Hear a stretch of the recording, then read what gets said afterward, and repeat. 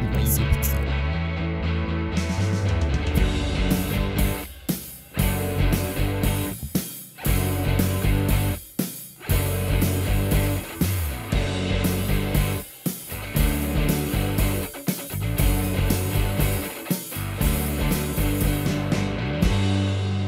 Hello and welcome to episode 32, Shame on You, of the Unqualified Game Chat.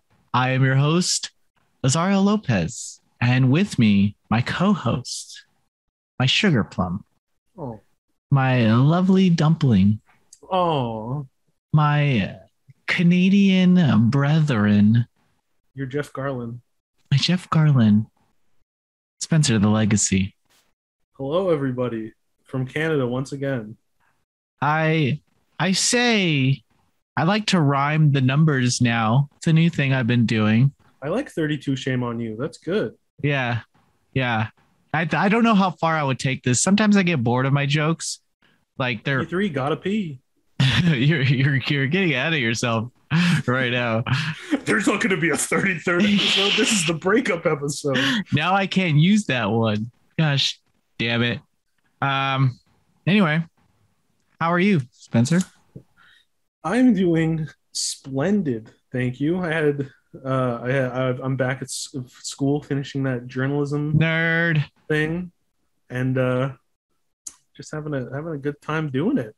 What about you? How are you? I remember an English class in college. The teacher was a feminist, and so I wrote an anti-feminist paper. What an edgelord. What an actual edgelord. And we're all feminists, you know? Yeah, we all support equal rights. I just like to break To poke hornets' nests. Yeah. The thing is like it turned into one of those debate classes, or it was one of those types of classes. And generally in college, everybody leans on the same side if you have questions on, the hard-hitting topics, pro-life, racism. Everybody goes to the right, to the the obvious side of all this. The obvious not racist side. Yeah. Jeez.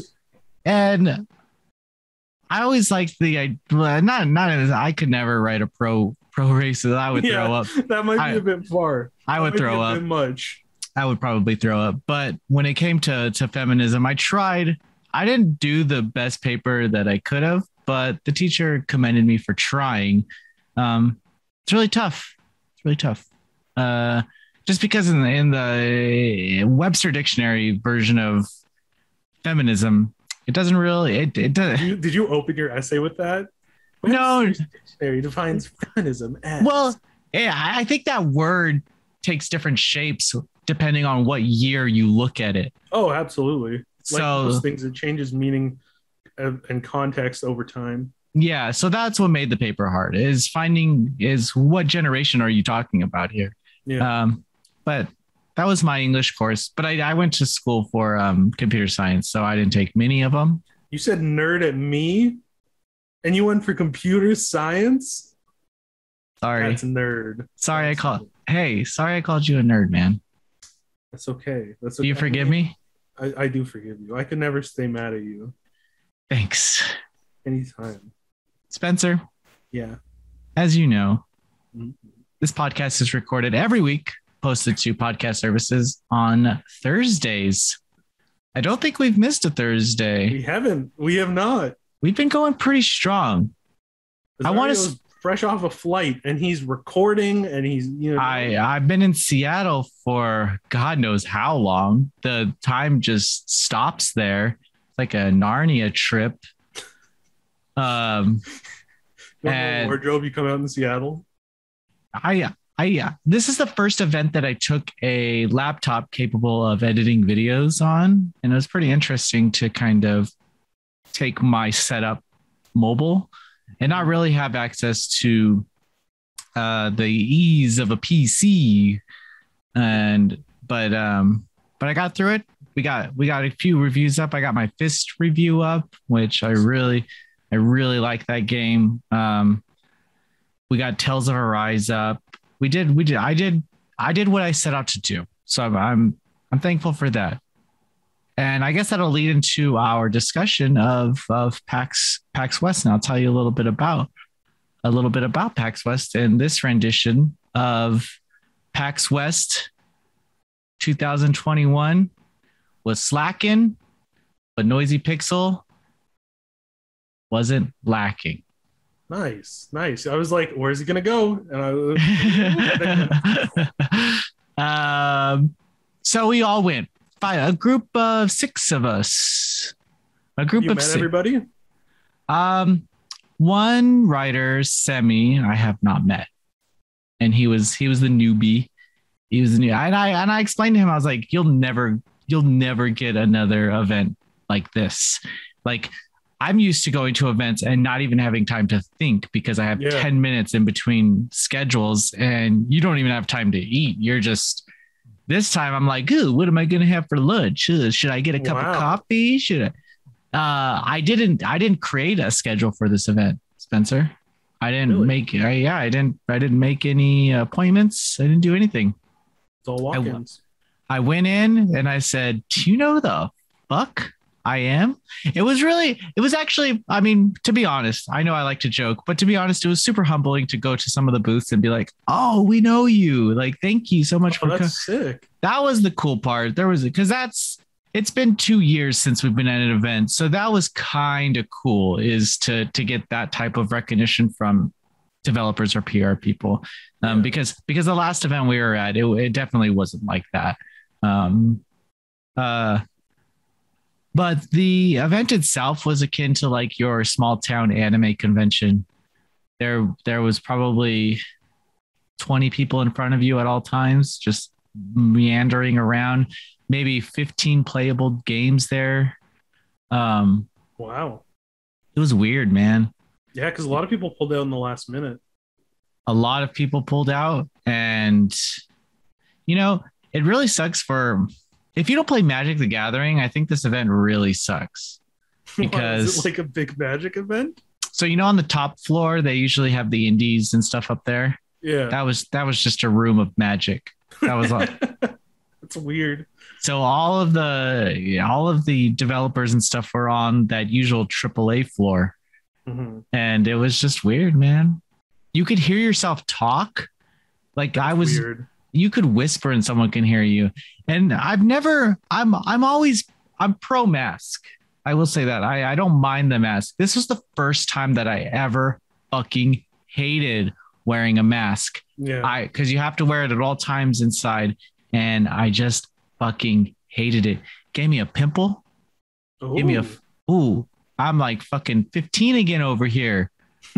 So just that resentment, that pimple, it got you mad. I saw it rising up too, and I was like, God damn mask, get back down there. But regardless, no one could see it because I had a mask on. Yeah. Win. I got to walk around Seattle. We also filmed for our 1-year anniversary video, which is nice, coming out in October. Our not 1 year. I'm sorry, 3 year. Hey, I was saying, what's it the 1 year anniversary of? I accidentally say that because the only video we've ever made is a 1-year anniversary video. So whenever I talk about it, I always bring up the 1-year anniversary video because it's the only one we've done. So this is the anniversary video. Ooh, very nice. And it's 3 years, going strong, going long. And it's so we filmed around town for that, kind of did some stuff.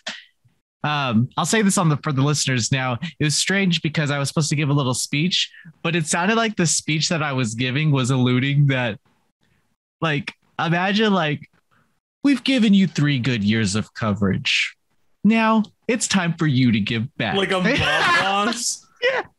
For 3 years, we have covered you. We have given you all our time. Now it is time for you to pay back what is owed. Yes. Noisy Pixel. it sounded like we were going. It honestly sounded like I was going that direction because I've seen a lot of influencers and I've seen some other journalist sites kind of doing that stuff. But no, we don't plan to do anything like that. Get those special editions. That's the plan. I see. Yeah. It was so it was like it was just a thank you more video, just a big thank you.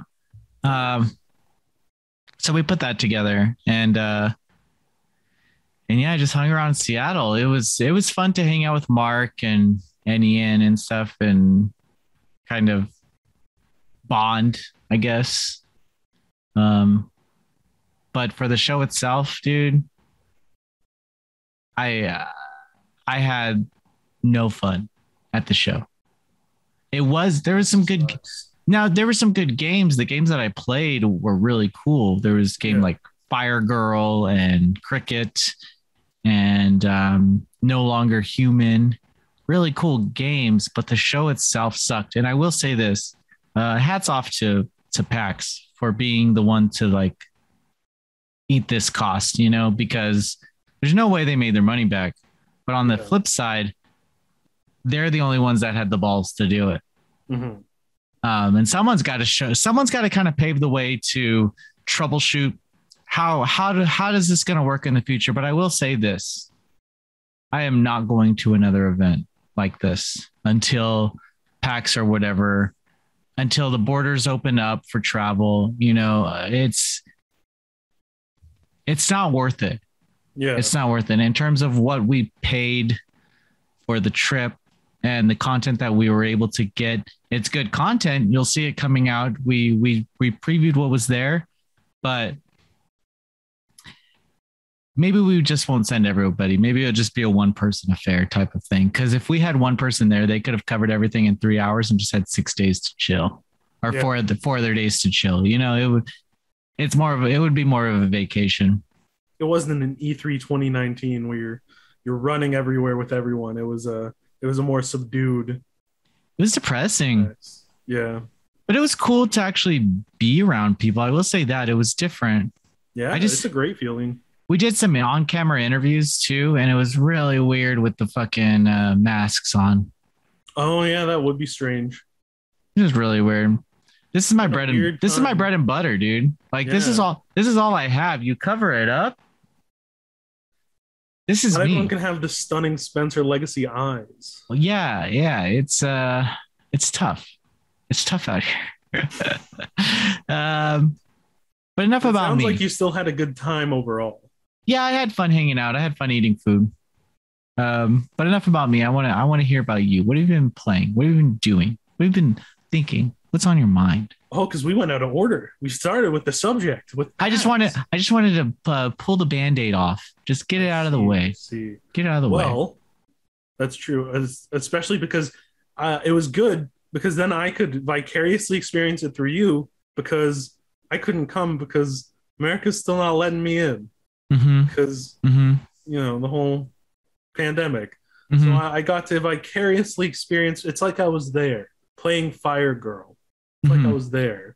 Yeah, I painted a picture perfect-esque rendition of what PAX was, a fucking desert. There was not to say that they didn't try to do all the COVID-19 precautions that they could, but they had like little areas where you could sit down and you could remove your mask, but to like eat.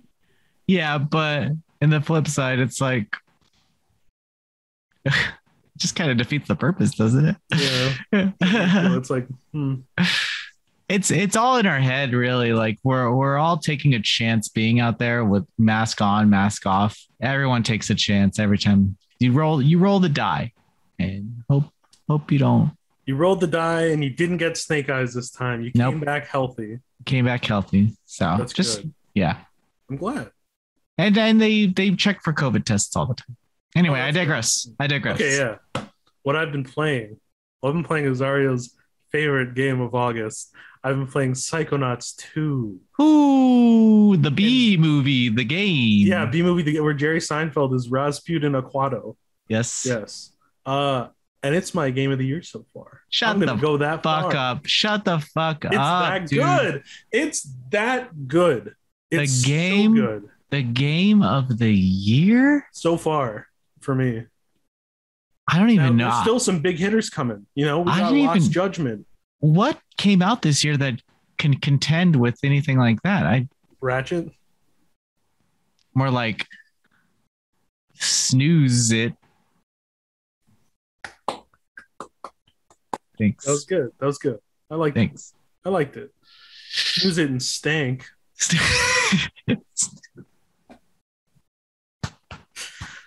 Yeah, that's why we're a team. We cover each other.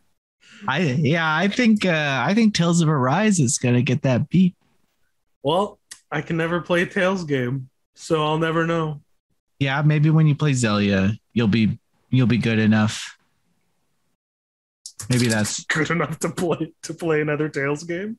exactly. Oh, okay, I see. Well, if only Noisy Pixel had a helpful feature about what Tales games I should play. Oh, well, I think we do. It does. I'm gonna read that right after the show. There you go. Go.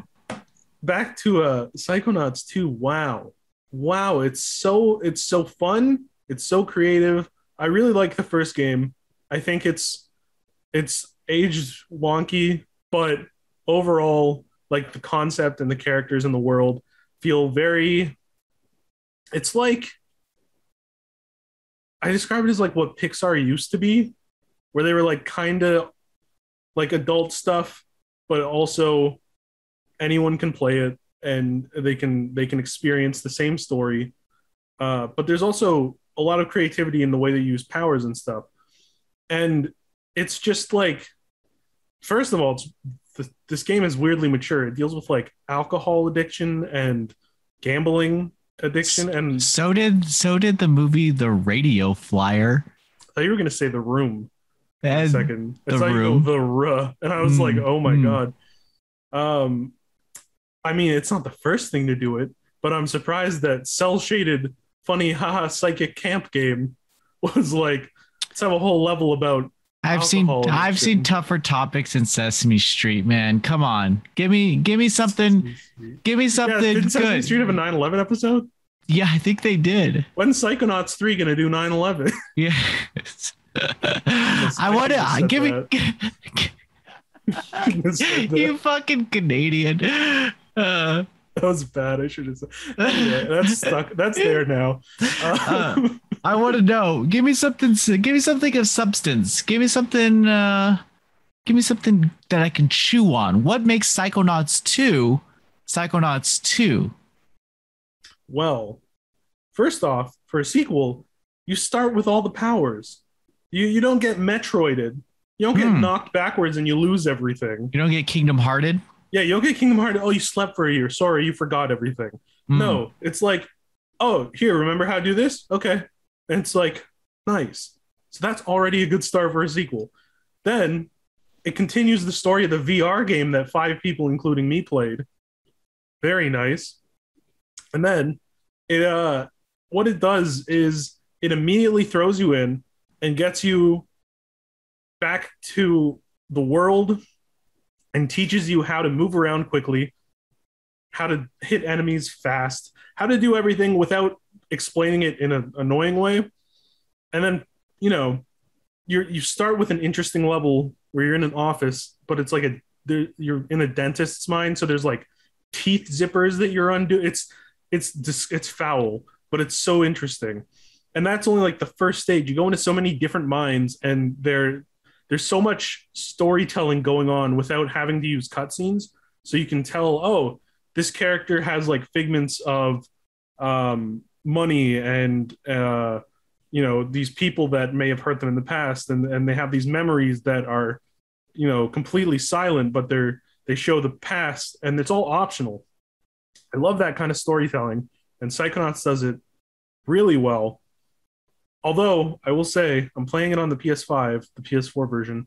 It's a little buggy. It's a little had a crash. So the truth comes out. It's true. I can't deny. It's very weird to see Xbox logo before a PlayStation game. Correct me if I'm wrong, Sir Spencer Legacy, but does the Game of the Year crash?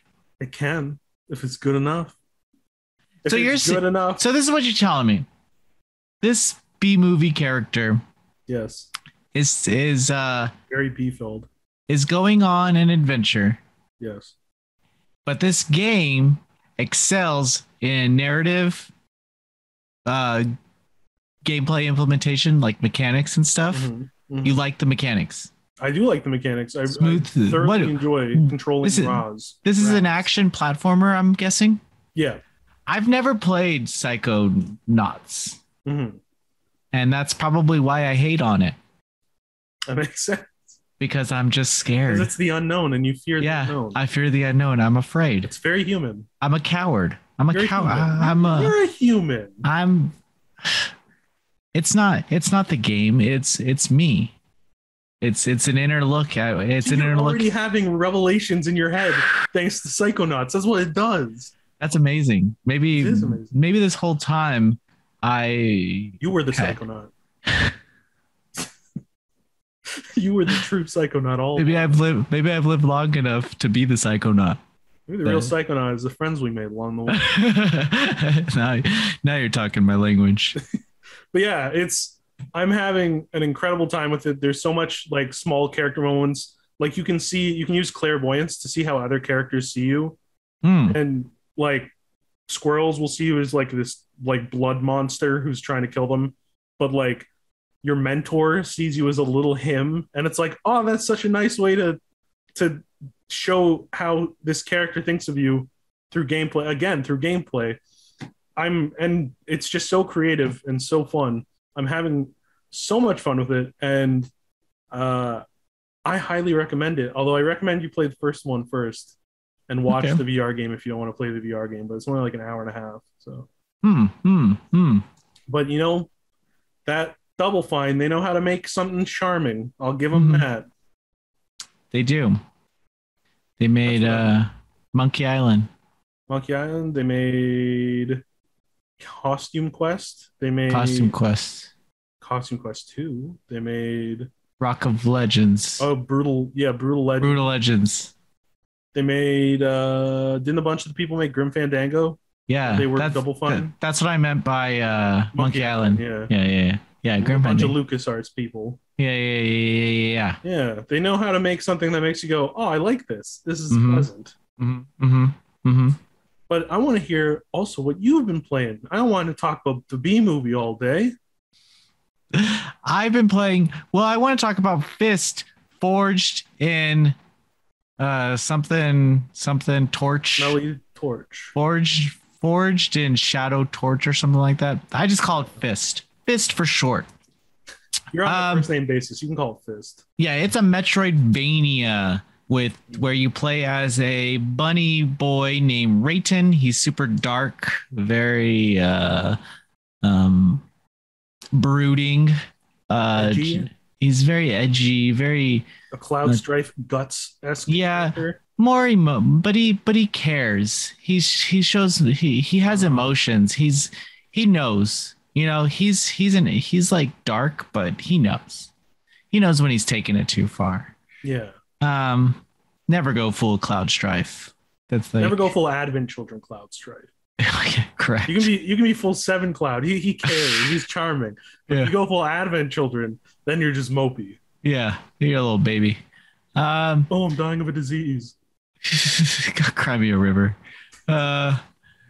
Rayton has a metal fist on his back, and the adventure starts off with them fighting these people called the Iron Dogs after they imprisoned one of his friends who's a bear, and he goes and tries to break him out of prison, and they while he's on his way to prison, he himself gets captured.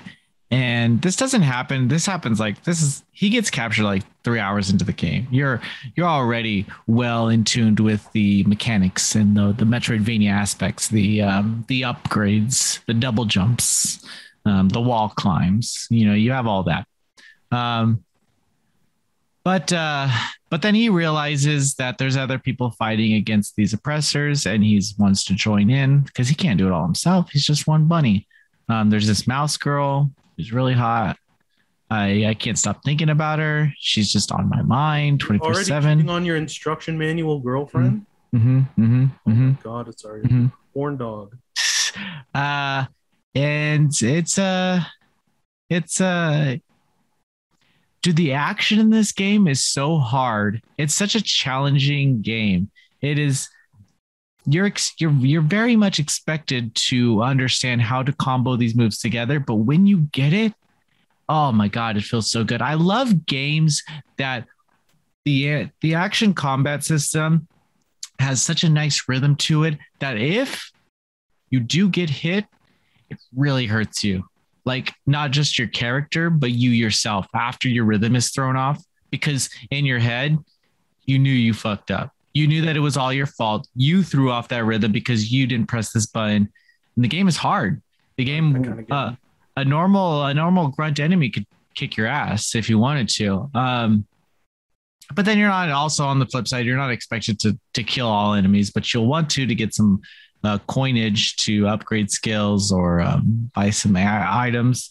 So there's benefits there. It's just a very well made Chinese developed game from China Hero Project, one of their studios, Thai Games.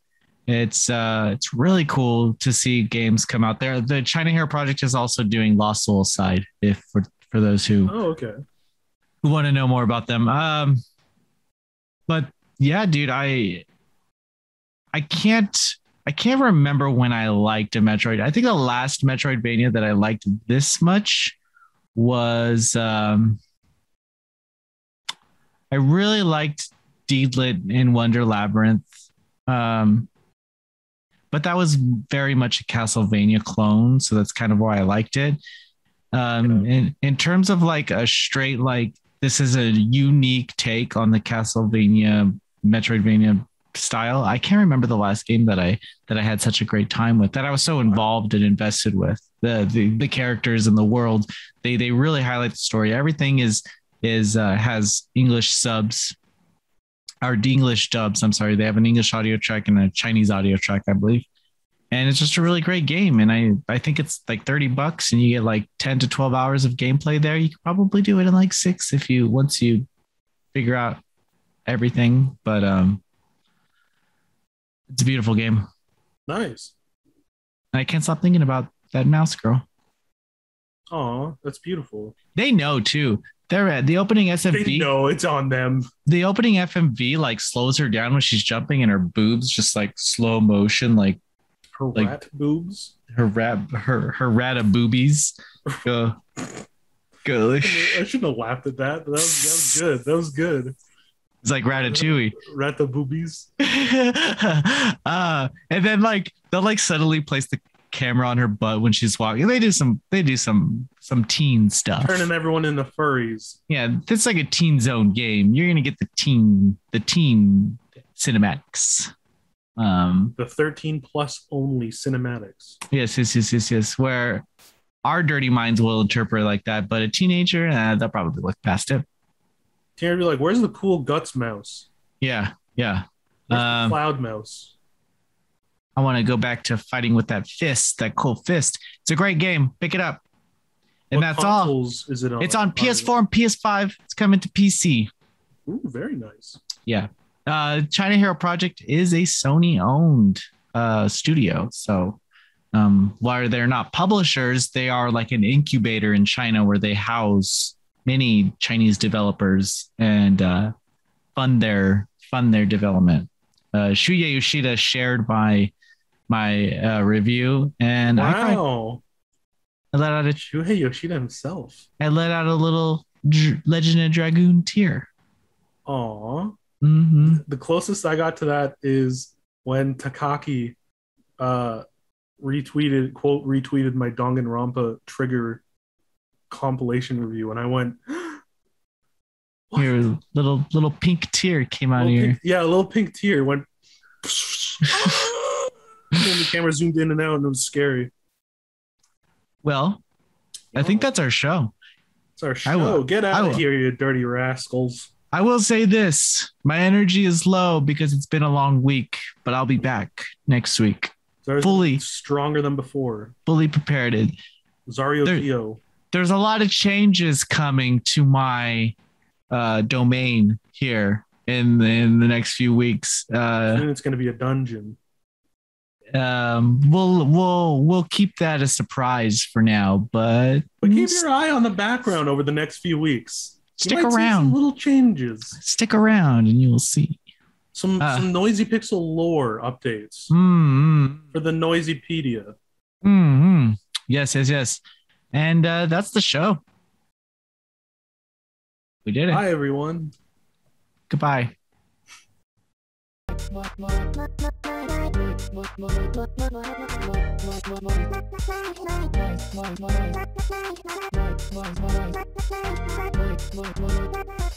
Noisy Pixel.